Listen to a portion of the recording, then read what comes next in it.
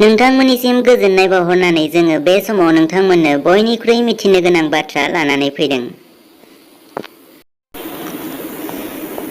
चाइनाया मैया मुलुगनि मादाव गोख्रैसिन खारनो हानाय मैगलेब बुलेट ट्रेनखौ जागायजेनबाय। सोमोनांथाव दि बे मैगलेब ट्रेनआ 1 रिंगायाव गासै 600 किल'मिटार जानथायसिम खारनो हायो।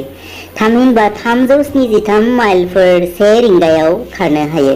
चाइनाया बे ट्रेनखौ गावसोरनि टेक्न'ल'जि बाहायनानै हारसिङैनो दिहुनदों। बे ट्रेनआ इलेक्ट्र'मेगनेटिक बोलोजों खारो।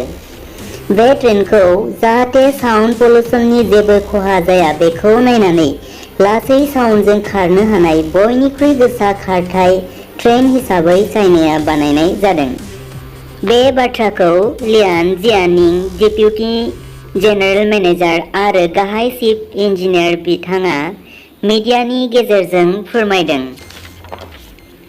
बयनिख्रुइ गोसासिन खारथायनि गोनांथिया चाइनानि बयजोंबो गनायजानाय, जायनि थांखियानो जाबाय बांसिन गोजानसिन सोहोरफोराव खम समनि गेजेरावनो सौहैनाय, जेराव थांनो थाखाय गोबां समनि गोनांथि बेखौ रिडिउस खालामनानै एबा खमायनानै मुलुगनि गोबां पपुलास मिथिजानाय हादोरफोराव खम समनि गेजेरावनो दावबायहैनो हानाय। बे गोसा खारनाय ट्रेनआ बेइजिंनिफ्राय सांघाईसिम थांनो 2.5 घन्टानिल' सम नांगौ होनना बुंदों।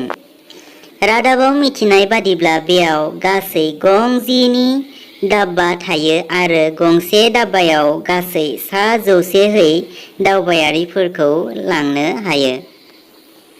भिडिअखौ नायनोब्ला नोंथांमोना जोंनि चेनेलखौ साबस्क्राइब खालामनानै लागोन आरो लोगोसे भिडिअखौ मोजां मोनदोंब्ला शेयार खालामनानै होगोन। एसेनोसै, गोजोन्थों।